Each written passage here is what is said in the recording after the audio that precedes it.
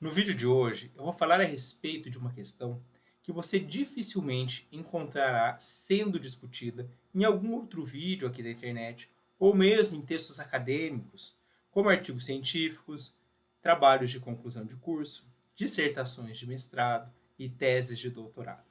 E esta questão é a seguinte: existe emoção na língua?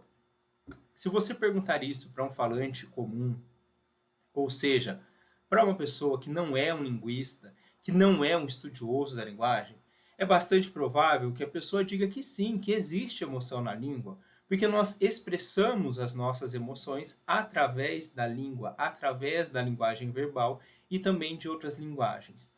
Isso fica muito evidente, principalmente na oralidade, em que nós percebemos pela entonação das pessoas as emoções que elas expressam. Mas isso também se faz presente na escrita, e hoje, inclusive, com as novas linguagens, chamadas de linguagem multimodais ou multissemióticas, nós reconhecemos que algumas figurinhas, GIFs e emojis, eles também expressam ou pretendem expressar as emoções que nós buscamos transmitir ao outro e que nós também recebemos por meio de aplicativos de mensagens ou interações em redes sociais. Porém, se nós olharmos para a linguística, para a área de estudo da linguagem, poucos serão os trabalhos que falarão sobre a existência de emoção na linguagem. E por que isso acontece? Porque na linguística pouco se fala sobre a existência de emoção na linguagem. Isso se deve ao fato de que a linguística buscou se aproximar de um modelo científico de negação da subjetividade. Talvez você esteja me perguntando, como assim? No nascimento da linguística, na sua tentativa de estabelecimento como uma ciência, assim como outras ciências humanas, a linguística buscou se assemelhar a algumas ciências exatas. Ciências exatas essas em que talvez, de fato, a subjetividade ou a individualidade possa ser deixada de lado ou não seja tão relevante. Basta nós pensarmos que, pelo menos em tese, uma conta matemática ela sempre estará certa ou errada, independentemente do sujeito que a realize. Que uma construção civil ela estará tecnicamente adequada ou inadequada, independentemente do sujeito que a projetou. Porém, isso não se dá da mesma maneira na linguagem. Então, embora a linguística ela tenha tentado se aproximar das ciências exatas nesse ponto, para se constituir como ciência, negando a subjetividade, a meu ver, ela deixou de considerar um aspecto fundamental da linguagem humana, que é a emoção. E para isso, inclusive, eu vou comparar com outra ciência, que é a psicologia. Embora existam várias vertentes dentro da psicologia, fato é que a psicologia não pode prescindir, a psicologia não pode ignorar as emoções humanas. A psicologia, ao contrário, considera as emoções humanas. E, inclusive, quando nós pensamos nos estudos da psicologia que consideram a emoção, qual é a via principal para o acesso a essas emoções? Principalmente a linguagem verbal e outras linguagens. Mas quando nós olhamos para a linguística, porque ela tentou se aproximar desse modelo científico das ciências exatas que negam a subjetividade, a linguística também vai acabar, de alguma maneira, ignorando os sujeitos e, por extensão, ignorando a emoção que está presente sempre na linguagem. Bom, isso é muito comum em várias vertentes da linguística, mas eu vou listar aqui uma que certamente mostra isso de maneira muito clara. É aquilo que nós chamamos das perspectivas estruturalistas da linguagem.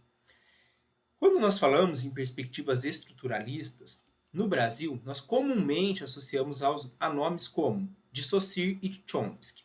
Isso não quer dizer que as teorias deles se resumam a isso, mas muitas vezes nós associamos o viés estruturalista aos nomes que são nomes fundadores, nomes importantes na linguística, como os de Saussure e o de Chomsky. Eu vou trazer um exemplo que certamente empobrece tanto a perspectiva do Saussure quanto a do Chomsky, mas que eu imagino possa didaticamente te ajudar a perceber o que nós estamos falando quando nós falamos de uma perspectiva estruturalista em linguística. Vamos supor que nós tenhamos a seguinte frase: o menino é legal. Então existe um sujeito que fala essa frase, o menino é legal, e que se dirige a outro sujeito que vai recepcionar, vai ouvir essa frase. Então nós temos a frase, o menino é legal.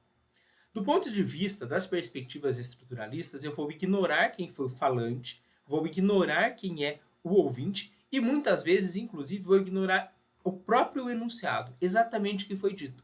Eu vou ignorar que a frase dita foi o menino é legal, uma frase que obviamente já traz um sentido de valor, né? Já traz uma determinada emoção, digamos assim, porque eu gostei daquele menino, eu acho aquele menino legal. Para essas perspectivas estruturalistas, o que importa é a estrutura. Nesse caso, vamos simplificar do ponto de vista sintático. Uma estrutura sintática que tem sujeito, verbo de ligação e predicativo do objeto. Desculpa, predicativo do sujeito. Sujeito, o menino é verbo de ligação, legal, predicativo do sujeito. A partir dessa estrutura, eu posso pensar em outros enunciados, outras frases, outras orações, como por exemplo, o sorvete é gostoso. Veja, é uma outra oração, mas tem a mesma estrutura. Sujeito, verbo de ligação, predicativo do sujeito. Sujeito, o sorvete é verbo de ligação, gostoso, predicativo do sujeito. Ou seja, para as perspectivas estruturalistas, o que importa é a estrutura. Você vai ignorar os sujeitos que mobilizam a linguagem e, portanto, a questão da emoção estará muito distante dessas reflexões. Isso quer dizer que as perspectivas estruturalistas não são importantes? De maneira alguma. As perspectivas estruturalistas elas são fundamentais no campo da linguística e, inclusive, elas trazem importantes subsídios, inclusive para quando nós pensamos em ensino de língua. Bom, talvez você diga, sim, as perspectivas estruturalistas, de fato, estão bastante distantes da questão da emoção.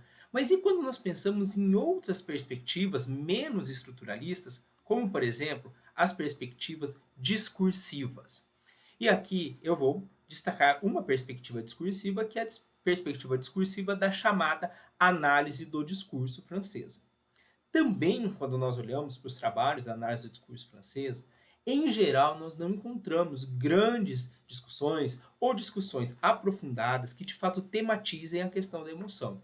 Muitas vezes, o que importa são as ideologias veiculadas nos discursos. Por exemplo, eu vou olhar se aquele discurso traz uma ideologia capitalista, neoliberal, machista, misógina, preconceituosa, por exemplo. Mas muitas vezes eu estou ignorando quem é o sujeito, o autor daquele enunciado, e ainda quando eu considere, a questão da emoção não está ali tão presente.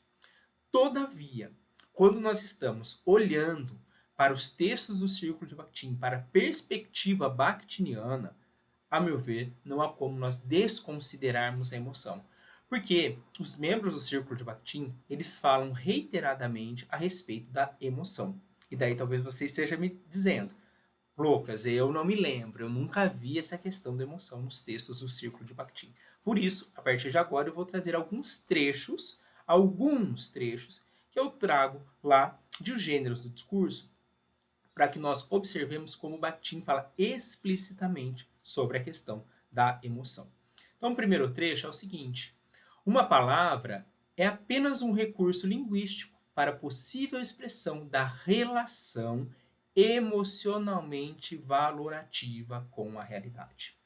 Nós temos então que o Bakhtin está dizendo que a palavra ela serve como instrumento da minha relação valorativa emocional com um determinado objeto do discurso.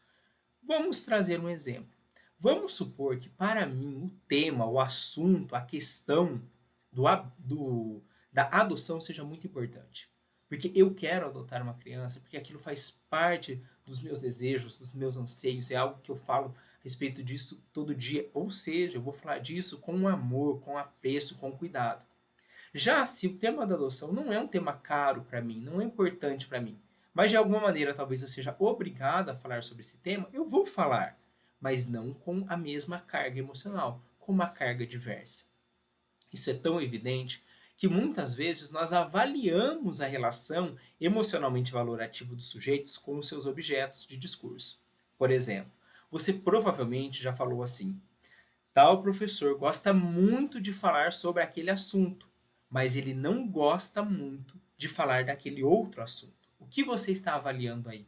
A relação emocionalmente valorativa daquele sujeito com aquele objeto de dizer, com aquele objeto de discurso, com aquilo sobre que ele fala. Ou seja, nós sempre nos relacionamos emocionalmente com aquilo sobre o que nós falamos. Vamos ver ainda mais um trecho ainda de Os Gêneros do Discurso. Um dos meios de expressão da relação emocionalmente valorativa do falante com o objeto de sua fala é a entonação expressiva, que soa nitidamente na execução oral. O que o Bakhtin está dizendo aqui? Que essa questão da relação emocionalmente valorativa, ela é bastante clara na oralidade, porque nós percebemos na oralidade, pelo tom de voz, pela entonação da pessoa, qual é a sua relação emocional com aquele tema, com aquele assunto, com aquele objeto de fala, com aquilo sobre o que ela está falando. Mas, como eu disse lá no início do vídeo, isso não se restringe apenas à oralidade. Também na escrita, nós marcamos a nossa relação emocional, seja pelo contexto daquilo que nós estamos falando, seja pela escolha das palavras, às vezes por recursos gráficos e hoje, inclusive, também pelos recursos multimodais ou multissemióticos. Mas, de fato, na oralidade, isso é bastante perceptível. Vamos avançar e ainda para um outro segmento, um outro trecho do Gêneros do Discurso. Dirá o Bakhtin: a emoção, o juízo de valor e a expressão são estranhos à palavra da língua e surgem unicamente no processo de seu emprego vivo em um enunciado concreto. O Bakhtin está dizendo aqui que a emoção ela não pertence à palavra, ela pertence à palavra em uso. Se eu olho uma palavra no dicionário, eu não posso dizer que ela tem uma emoção, mas ela em uso carrega a emoção daquele sujeito que a empregou. E o Bakhtin traz um exemplo, a palavra alegria. A palavra alegria, que inclusive expressa uma emoção, ela não traz necessariamente um tom valorativo, emocionalmente valorativo, bom. Porque eu posso ter um contexto frástico, um enunciado real, em que o sujeito dá uma outra orientação emocionalmente valorativa para aquela palavra. E o próprio Bakhtin traz um exemplo, algo que está lá no texto, algo próximo a seguinte frase: neste momento, qualquer alegria é apenas amargura para mim. Então aqui, nesse caso, a palavra alegria ela não está recoberta com um tom emocionalmente valorativo positivo e de fato de alegria. No caso, ela está diametralmente oposta a essa orientação, trazendo a amargura.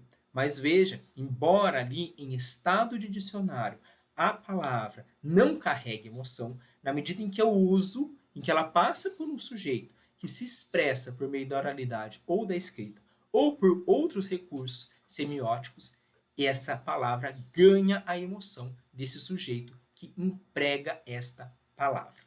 E aqui, então, eu vou convidar você a seguir comigo uma reflexão que nós começamos lá em outro vídeo, em que nós falamos a respeito do signo linguístico e do signo ideológico.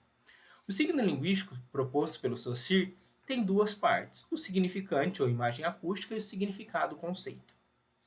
O significante, vamos pensar na palavra cavalo. O significante é o som de cavalo e o significado é o conceito de cavalo. Muito bem. No vídeo anterior, eu já trouxe que quando nós pensamos na perspectiva do círculo, nós temos, além do significante e significado que formam o signo linguístico, a questão da ideologia. Porque na minha cultura, na minha sociedade, aquela palavra pode receber uma determinada orientação ideológica. Por exemplo, no Brasil, o cavalo, ele é um meio de transporte. Então, ele não é um animal sagrado. Ideologicamente, falar sobre cavalo não é algo que é visto como algo sagrado, que eu deva tomar muito cuidado. Ele não é um animal sagrado. Então, ele tem essa carga ideológica. Ninguém fica horrorizado se alguém está utilizando um cavalo no desfile, ou utilizando um cavalo como meio de transporte, certo? Então, além do próprio conceito de cavalo, tem a carga ideológica, cultural, social de um determinado grupo social. Mas aqui, e aí vai mais um adendo para o signo, que passa de signo linguístico para signo ideológico, Porque além da questão da ideologia, existe a questão do uso particular que cada sujeito faz daquele signo. E nesse uso particular que cada sujeito faz do signo, eu vou ter também a questão da emoção. Porque, embora, talvez, na nossa cultura, cavalo não seja um animal sagrado, talvez para mim, cavalo tem um valor muito grande. É algo que seja uma tradição na minha família, eu vivi sempre cercado de cavalos, é um animal que eu gosto muito, que eu respeito. Enfim, então eu trago uma carga emocional quando eu falo sobre cavalo, quando eu utilizo essa palavra. Ou seja, além sim dos significantes significados que formam o conceito, o signo linguístico, eu tenho a questão ideológica social, mas eu também tenho a minha questão emocional, o modo como eu me relaciono de maneira emocionalmente valorativa com aquilo sobre que eu falo. Eu espero que com esse vídeo você tenha ganhado ainda mais avançado um pouco mais nas reflexões do Círculo de Bakhtin. Me deixa saber se você gostou desse vídeo. Conta aqui no comentário se ele agregou algo para você. Um grande abraço e até o próximo vídeo.